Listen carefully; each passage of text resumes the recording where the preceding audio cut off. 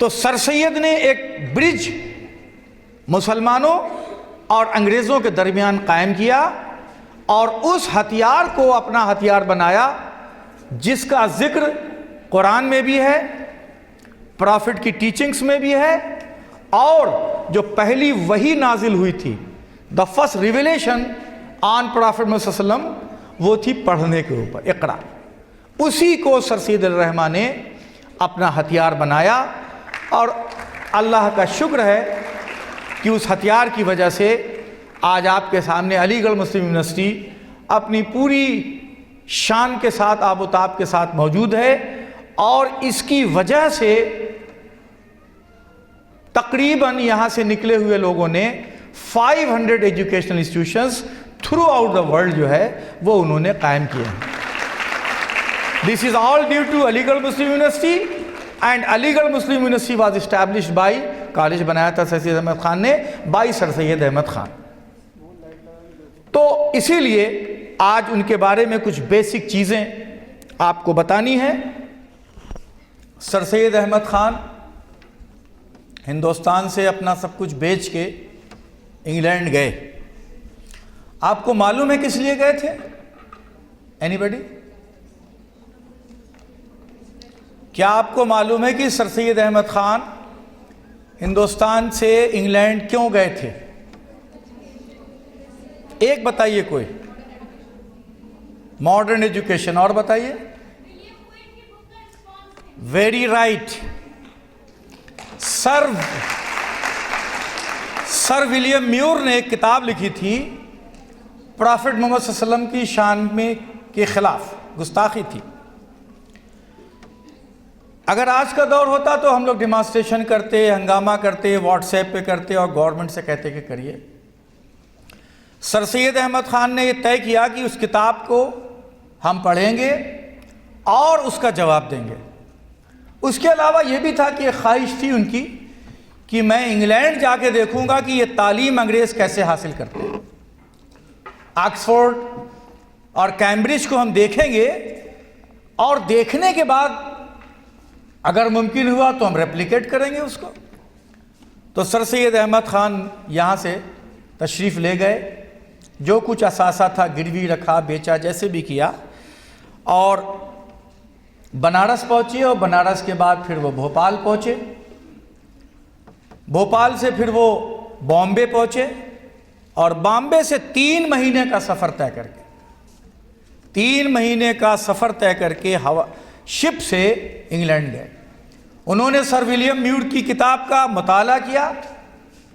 He studied his book and wrote एक बहुत अच्छा जवाब दिया, उसको मैचिंग जवाब दिया, और सर विलियम म्यूर की हर बात को उन्होंने अपने इल्म से, अपनी नॉलेज से, अपने आर्गुमेंट से उसको ख़त्म कर दिया।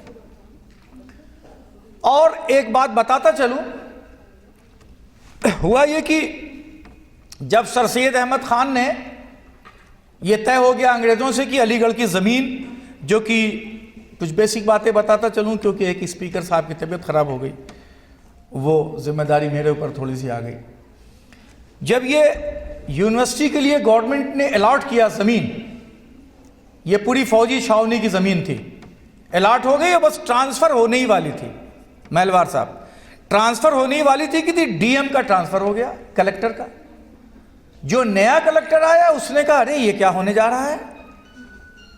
उसने फौरन एक ख़त लिखा गवर्नमेंट को कि आपने ये जो आप ज़मीन दे रहे हैं, इससे बड़ी गलती तो कोई हो ही नहीं सकती, क्योंकि एजुकेशनल इंस्टीट्यूशन बनाने की वजह से, तालीम की वजह से तो अंग्रेज़ों को अमेरिका छोड़ना पड़ा, तो वही गलती आप यहाँ कर रहे हैं, इसलिए फौरन लैंड डील को जो है, जो लैंड आप ट्रांसफ़र कर रहे हैं उसको स्क्रैप किया जाए। अब सर सैयद बहुत परेशान हुए। जाहिर है कि लैंड मिलेगी तभी तो यूनिवर्सिटी बनेगी, कॉलेज बनेगा। आपको हैरत होगी कि वही सर विलियम म्यूर जिसने हज़रत सल्लल्लाहु की शान में गुस्ताखी की थी, किताब लिखी थी, वो इतने मुतासिर हुए सर सैयद अहमद खान की जवाब से कि उन्होंने फिर कॉलेज बनाने में पूरी मदद की।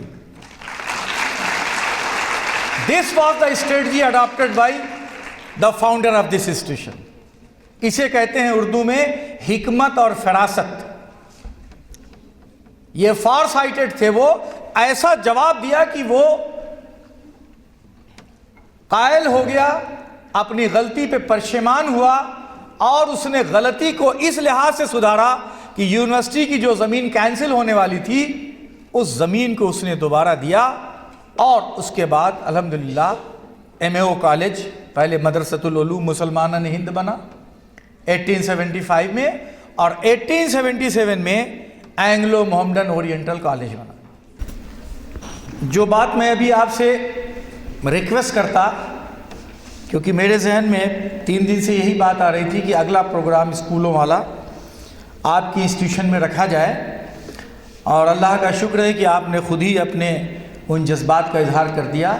मैं आपके इस जज्बात की कद्र करता हूँ और आप सभी से दरख्वास्त करता हूँ कि ज़ोरदार तालियों से उसकी तारीफ कर दें।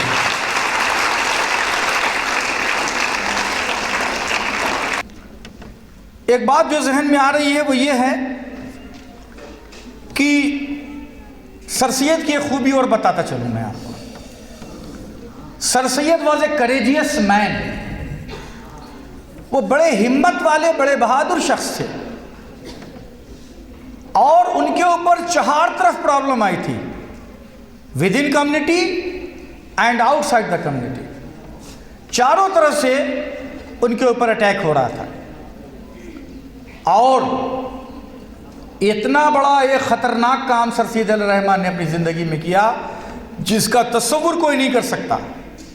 आज डेमोक्रेसी है, जमहूरियत है, इसमें तो हम लोग कुछ भी प्राइम मिनिस्टर को, चीफ मिनिस्टर को, किसी को कह देते हैं, लेकिन अंदाज़ा कीजिए कि जिस वक्त हाकिम की ज़ुबान से निकला हुआ लफ्ज़ कानून होता था, उस वक्त सर सैयद रहमान ने एक किताब लिखी।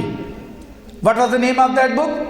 आप सबको मालूम होगा, असबाब बगावत Hind, causes of Indian revolt. Actually sir Syed ने देखा कि सारा इल्ज़ाम जो है हिंदुस्तानियों पर रखा जा रहा है, सारा इल्ज़ाम हिंदुस्तानियों ने बगावत की, हिंदुस्तानियों ने अंग्रेज़ों को मारा, हिंदुस्तानियों ने ये किया, हिंदुस्तानियों। सर सैयद अहमद ख़ान ने कहा, वो किताबचा लिखा छोटा सा है, आपको मौका मिले तो पढ़ लीजिएगा। मुझे भी इत्तेफाक से 5-6 साल पढ़ने का मौका मिला। एक सेमिनार इंटरनेशनल हुआ था, उसमें उन्होंने मुझसे कहा कि चेयरमैन ने शकील साहब एक पेपर पढ़ना है। मैंने कहा कि ठीक है, असबाब बगावत हिंद पे मैं कुछ पढ़ दूँगा। इत्तेफाक से मैं भी भूल गया और वो भी भूल गए। अब चंद दिन पहले उन्होंने कहा कि साहब वो आपको पेपर अभी तक नहीं आया। मैंने कहा भाई मेरे जहन से बात निकल गई थी उस वक्त। अब तो खैर वो किताब पब्लिश हो गई है और थैंक्स टू PVC साहब कि उस किताब के साथ साथ बहुत सी ऐसी किताबें पब्लिश की गई हैं जो कहीं मिलती नहीं थी। वो किताब भी पब्लिश हो गई, अब आप पढ़ सकते हैं आराम से। तो वो किताब की सिर्फ एक कापी लाइब्रेरी में थी, बड़ी फट चुकी थी, किसी सूरत से उसकी फ़ोटोकॉपी करके मैंने पढ़ा।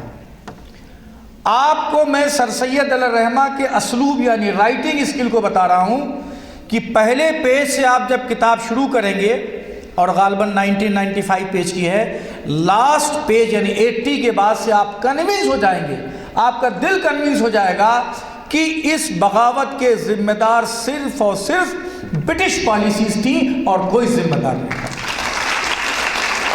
मेरे कहने से जो बच्चे उर्दू जानते हैं उसको पढ़ें, और नहीं जानते तो जो बच्चियां उर्दू जानती हैं उनसे पढ़वा लें। इंशाअल्लाह आपको ये लगेगा इतना मुदल्लल, इतना आर्गूमेंट, इतनी अच्छी उन्होंने उसमें डिस्क्रिप्शन किया है। और एक चीज़ और सुनिए सर सैयद की हिकमत व फरासत। हिकमत फरासत इसलिए बार बार मैं कह रहा हूँ, ये बड़ी इंपॉर्टेंट चीज़ है। कुछ बड़े लोग ऐसे होते हैं जो बहुत बड़े आलिम होते हैं, लेकिन हिकमत और फरासत नहीं होती है, विजडम नहीं होती, कौन सी बात कहाँ बोलनी है, कौन सी नहीं बोलनी है। सर सैयद गौर से सुनिएगा, जो कह रहा हूँ उसे कागज़ों में मत रखना, जो कह रहा हूँ उसे कागज़ों में मत रखना। मैं किताब नहीं, जहन की तलाश में। सर सैयद रहमान ने 500 कापियाँ तैयार की इसकी, 500 कॉपीज। उसमें से चंद कॉपी अपने पास रखी और सारी कापियों को इंग्लैंड भेज दिया गया। He kept only few copies with him and sent almost all the copies of असबाब बगावतहिन to England। वहां पर वो किताब पेश हुई तो सबसे पहले मुतालबा ये हुआ कि किसी इंडियन की ये मजाल कि हमारे खिलाफ किताब लिखे। फौरन मुतालबा हुआ कि इसको फांसी दे दी जाए। लेकिन ब्रिटेन के लोग ब्रिटेन के थे, उनकी पार्लियामेंट में ऐसे भी लोग होते थे जो बड़े ज़हीन थे। उन्होंने कहा नहीं, हमें इस किताब को पढ़ना चाहिए और इस पर डिबेट करनी चाहिए पार्लियामेंट में। देखिए, कोई कौम, कोई शख्स, कोई कम्युनिटी अगर तरक्की करती है तो उसके पीछे कोई वजह होती है।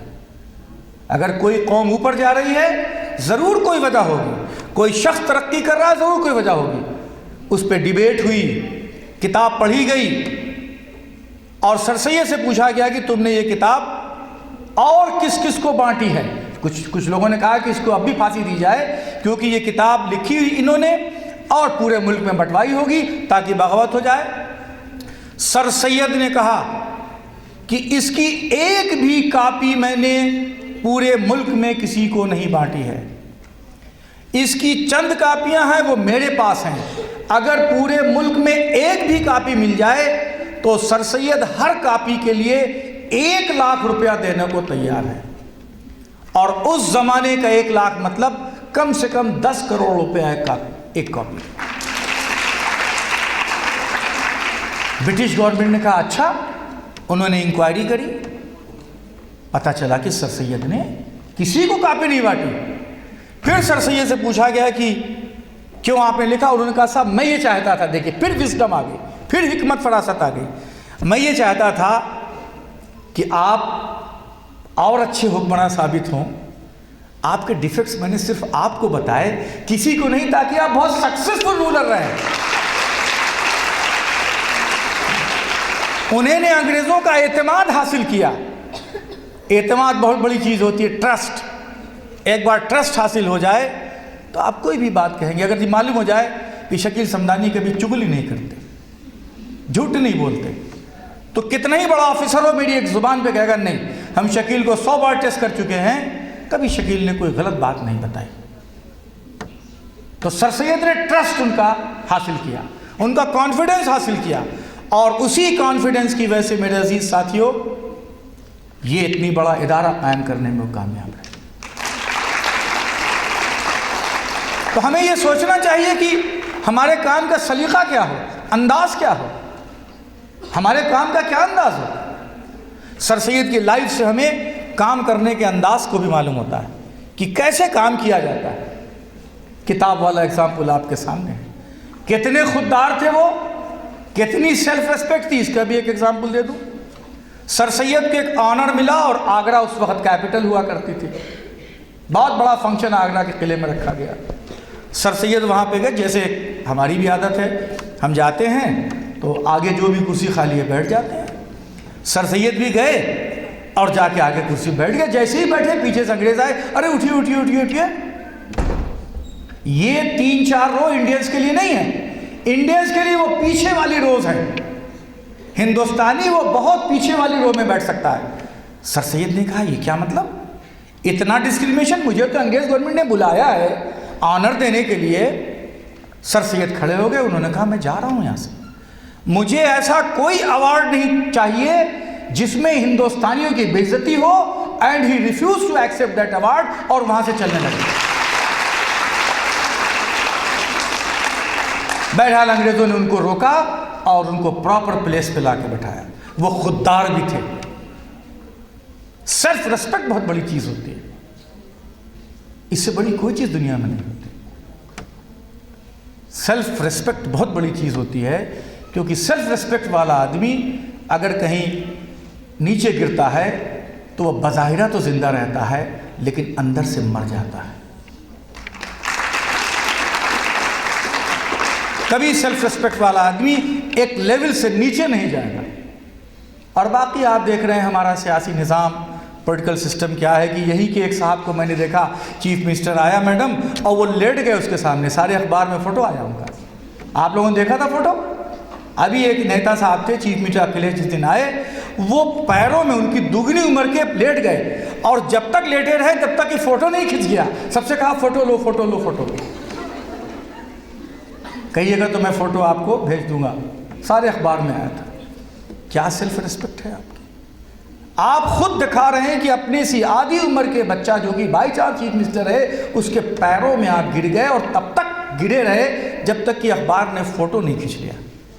यानी आप इंश्योर कर रहे थे कि अगर हुकूमत बने तो मुझे ज़रूर से कोई ओहदा दिया जाए। ऐसे ओहदे से क्या फ़ायदा जो इतना गिर जाए, आदमी अपनी निगाह में भी गिर जाए, आवाम के लिए। सर सैयद ने कभी अपनी डिग्निटी को, अपनी सेल्फ रिस्पेक्ट को, अपने वक़ार को मजरूह नहीं किया और अपने वक़ार के साथ उन्होंने कम्युनिटी के वक़ार को भी जोड़ा, उसके भी वक़ार को कभी मजरूह नहीं करने दिया। हमें एक सबक सर सैयद के ज़िंदगी से ये भी मिलता है।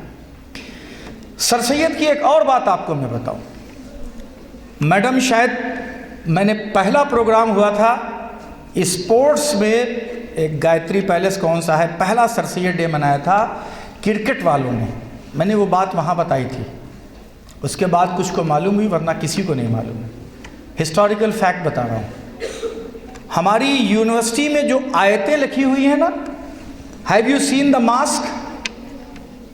जो सर सैयद हॉल की मस्जिद है उसमें जो आयतें लिखी हुई हैं, वो आयतें वही हैं, उसी शख्स की लिखी हुई जिसने ताजमहल में सारा लिखा हुआ है। Now you will be surprise कि ये कैसे हो सकता है। मस्जिद तो 19वीं सदी बनी और ताजमहल पहले, उसको भी क्लियर कर दूं मैं आपको। हुआ ये कि एक मस्जिद शाहजहानी थी। जब ये 1857 की बगावत या पहली जंग आज़ादी हुई तो अंग्रेज़ों ने उस मस्जिद को डिमोलिश कर दिया। तो उसके ऊपर जो आयतें लिखी हुई थी वो पड़ी हुई थी। सर सैयद रहमान ने उसको स्क्रैप के तौर पर बहुत सस्ता ख़रीद के लाए और उसको जोड़ के जो मस्जिद में है वो उसमें लगा दिया। मस्जिद की भी चीज़ सेव रही और एक हिस्टोरिकल चीज़ पैदा हुई। ये बिल्कुल नई बात बता रहा हूँ आपको। और एक और बात, sir Syed was a great historian, बहुत बड़े हिस्टोरियन थे और उन्होंने एक किताब बहुत अहम लिखी है, आसारुस सनादीद। उसमें दिल्ली का डिस्क्रिप्शन है, गली का, मोहल्ले का, मस्जिद का, मदरसे का, हर चीज़ का। अभी जब मेट्रो बन रही थी तो मैडम मेट्रो की खुदाई में कुछ लगा कि जैसे मस्जिद मिली है। जोई साहब आप सुनिए, अब ये गवर्नमेंट ने कहा नहीं मस्जिद नहीं है, बस ऐसे ही है, किसी का मकान होगा। बहुत से लोगों ने कहा नहीं, ये मस्जिद शाहजहानी है, जो शाहजहां ने बनवाई थी, लेकिन उसको डिमोलिश कर दिया था अंग्रेज़ों ने, पूरी ज़मीन बना दिया था, मैदान बना दिया था उसको। तो अब मुसलमान बड़े परेशान की कैसे साबित करें, तो आसारुस सनादीद में उसी जगह पर सर सैयद ने शाहजहानी मस्जिद का जिक्र किया और उसको दिखाया गया। तो ये हुआ कि यस, दिस मॉस्क फॉर लोगों के लिए। जी साहब सही चल रहा हूं मैं, तब मालूम हुआ ये बात। ये बड़ी बात दो बताई आपको मैंने, हिस्टोरिकल फैक्ट। और सर सैयद इस पे बिलीव करते थे, रोने पे बिलीव नहीं करते थे। और रो रहे हैं तकदीर पे, हालात जैसे भी हों, कितने ही संगीन हो, आपको एफर्ट करना है। एक एफर्ट फेल होगा, 2 होगा, 3 होगा, 4 होगा, 5वां कामयाब होगा। और तारीख गवाह है, हिस्ट्री गवाह है कि कभी कभी 17वां एफर्ट कामयाब हुआ है। If you are a student of history, अगर आपको मालूम है। सर सैयद इस पे बिलीव करते थे कि प्यास कहती है चलो रेत निचोड़ी जाए। प्यास माने बालू, रेत माने बालू। प्यास कहती है चलो रेत निचोड़ी जाए, अपने हिस्से में समंदर नहीं आने वाला। प्यास कहती है चलो रेत निचोड़ी जाए, अपने हिस्से में समंदर नहीं आने वाला। अपने काबे की हिफाजत हमें खुद करनी है, अब अबाबीलों का लश्कर नहीं आने वाला।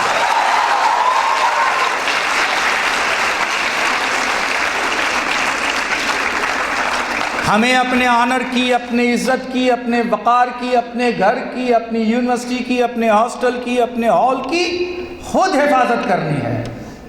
बाई चांस अल्लाह मियाँ ने एक बार काबा को बचाने के लिए अबाबील भेज दिए, चिड़ियाँ आईं और उसके लश्कर पे अबरहा के इतने मटर के दाने के बराबर पत्थर गिराए, तबाह कर दिया, लेकिन अल्लाह ताला ने हमको अपना नायब बनाया है। We are the deputy of Allah on earth and we have to spread the message of Allah. Sir Syed Rahman ने सचमुच अपने को अल्लाह का डिप्यूटी समझा और अल्लाह के मिशन को साइंटिफिक अंदाज में, जिसका जिक्र महलवार साहब ने किया, साइंटिफिक अंदाज में आपके सामने पेश किया। अब मौजूद सामीन, हमारा प्रोग्राम इख्तिताम की तरफ है, कंक्लूडिंग पार्ट होने जा रहा है। मैंने अभी आपसे बताया था कि बहुत सी चीज़ों में कहीं न कहीं कोई हिडन हाथ होता है। यूनिवर्सिटी की बहुत सी जो अच्छी पॉलिसियां हैं उसमें एक हिडन हाथ है जो मशवरा देता रहता है। मेरी मुराद मोहतरमा रिजवान अली साहिबा से है, वह हमारे दरमियान मौजूद हैं। एक पर्सनल चीज़ मैं जानता हूँ मैडम की, कि मैं कभी कभी आपके घर जाना हुआ, ख़ास तौर से त्यौहार में, तो एक बहुत पर्सनल सी चीज़ है जो बहुत आदमी को याद भी करती है और याद आती भी है, कि जब भी मैं मैडम से मिलने गया ईद बकरीद में, मैंने मैडम को देखा कि कोई ना कोई चीज़ बच्चों को वो ईदी के तौर पर दे रही हैं। ये ज़ाती खूबी मैंने खुद ऑब्ज़र्व की है, इसके लिए आप लोग तालियां बजाएं। ये ईदी एक सिंबॉलिक चीज़, 100 रुपये 200 रुपये एक चॉकलेट कोई चीज़ दे दी, इसके पीछे जो मोहब्बत है उसको पैसों में आप तौल नहीं सकते।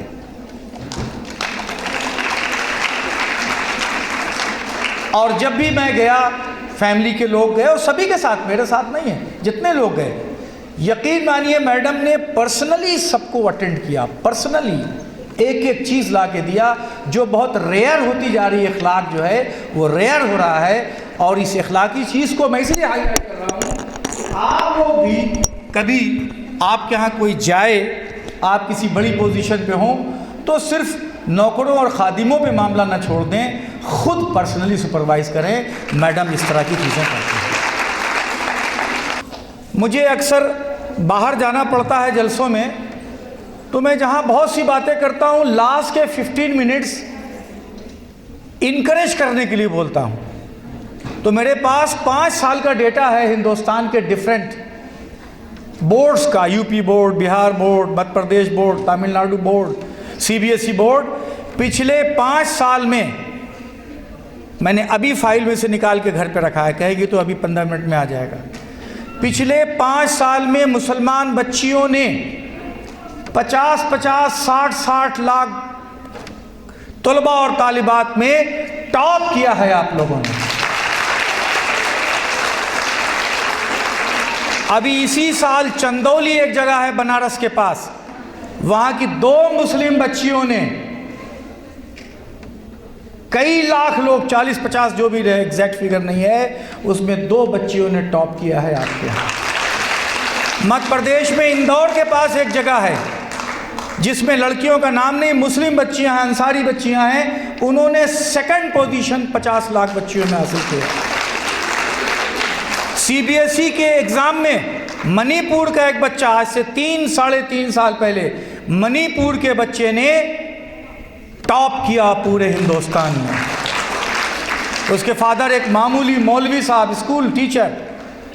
और ये भी खुशी की बात है, जिस मुल्क में हम रहते हैं, पैसे की वजह से उसका आगे दाखिला नहीं हो पा रहा था, कि दाखिला तो हो रहा था, कैसे उसकी कफालत होगी, कैसे पढ़ाई होगी। तो उसी कॉलेज के रणबीर सिंह साहब ने कहा कि जब तक रणबीर सिंह जिंदा है, इंशाअल्लाह बच्चे की कफालत में कोई कमी नहीं आएगी। This is the composite culture of India. ये हमारी गंगा जमुनी तहजीब है जिस पे हमें फ़ख्र करना चाहिए। और सर सैयद ने हमेशा जहाँ भी वर्ड कौम का इस्तेमाल किया, वहाँ कौम से मुराद उनका हिंदुस्तान में रहने वाले सारे लोग, इंक्लूडिंग हिंदूज़ और मुस्लिम्स थे। Sir Syed was never a communal man, किसी चीज़ को कम्युनल एंगल से नहीं लिया उन्होंने, हमेशा मुल्क के एंगल से लिया। ये एक अलग बात है कि चूंकि मुसलमान बहुत बैकवर्ड थे तो उन्होंने अपनी टीचिंग्स में, अपनी राइटिंग्स में मुस्लिम्स को फोकस किया है। यानी primarily this university is meant for Muslims because they were backward, otherwise the doors are open for everybody, for every community. सभी के लिए दरवाजे यहाँ के खुले हुए हैं और हम देखते हैं कि यहाँ पर यह हाल है, सारी कम्युनिटी के बच्चे पढ़ रहे हैं। और जिस मोहब्बत का जिक्र अभी मेहरवाल साहब ने किया है, पंकज मेहरवाल साहब ने, कि उनको कभी फील नहीं हुआ कि वो नॉन मुस्लिम है या हिंदू हैं, हम और टॉप किया उन्होंने, सारी चीज़ें हैं। रोज़ाना अभी इसी बच्ची का नाम लिया गया, कृति गुप्ता का, इसलिए फर्स्ट पोजीशन हासिल की। तो जाहिर है कि जो बच्चा एक्सेल करेगा, जो मेहनत करेगा, हार्डवर्क करेगा, वही एक्सेल करेगा। और इसके बारे में सभी जानते हैं कि there is no substitute for hard work, hard work का कोई सब्स्टिट्यूट नहीं है। सर सैयद की आखिरी बात कह के हट रहा हूँ, इसके बाद वोट ऑफ थैंक्स होगा, कि सर सैयद ने क्या फिलॉसफी दी यूनिवर्सिटी के लिए, यूनिवर्सिटी की फ्यूचर पॉलिसी क्या होगी। उन्होंने कहा एक हाथ में हमारे साइंस होगी, नेचुरल साइंस, दूसरे में फलसफा होगा, फिलॉसफी, और सर पे कलमे ला इलाहा इल्लल्लाह का ताज होगा।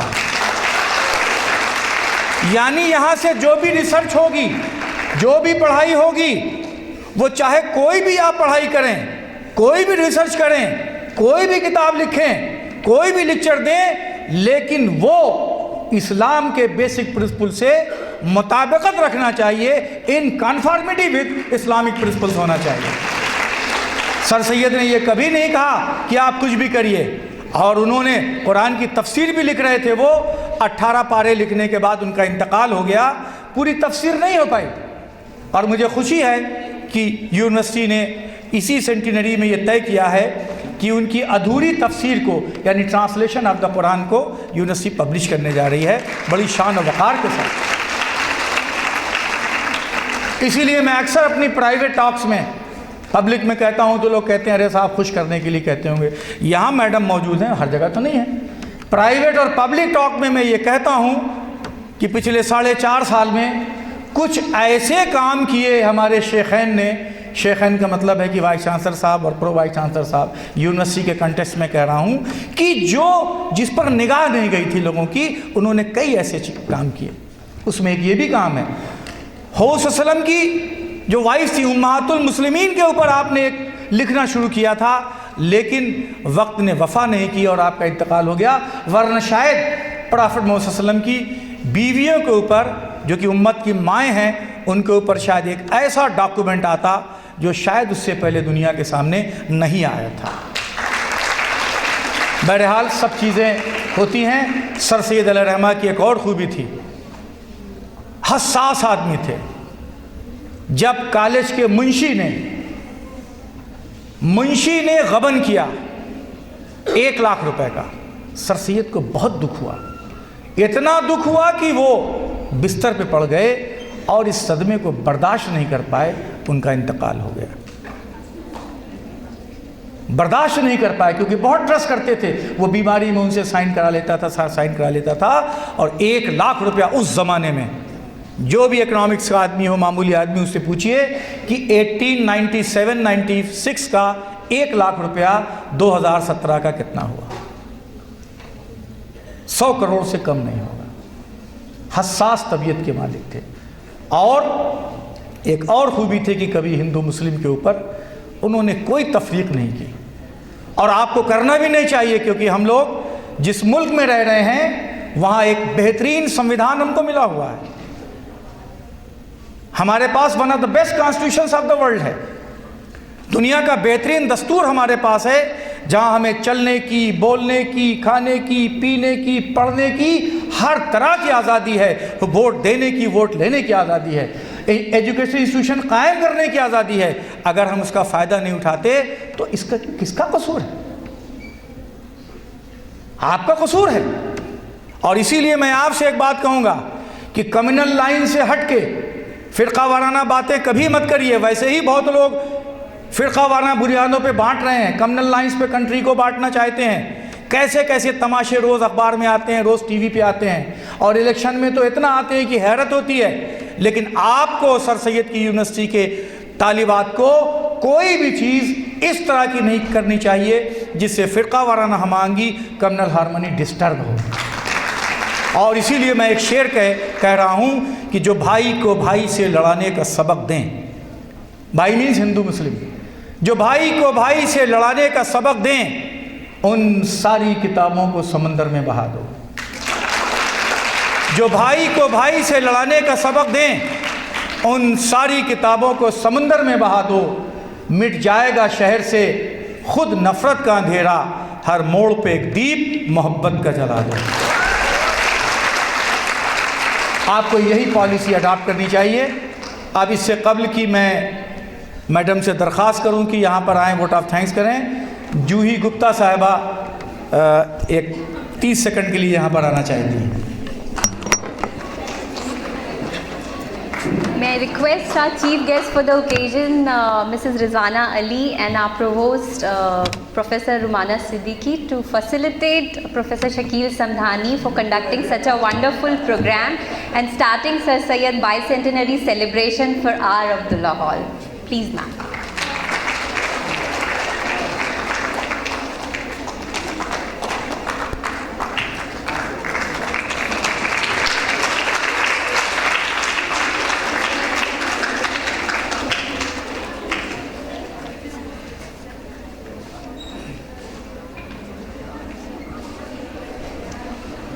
अब ये प्रोग्राम इख्तिताम की तरफ है और आखिरी जो इसकी कड़ी होती है, मेहमानान का शुक्रिया, वो शुक्रिया अदा होने के बाद प्रोग्राम ख़त्म हो जाएगा।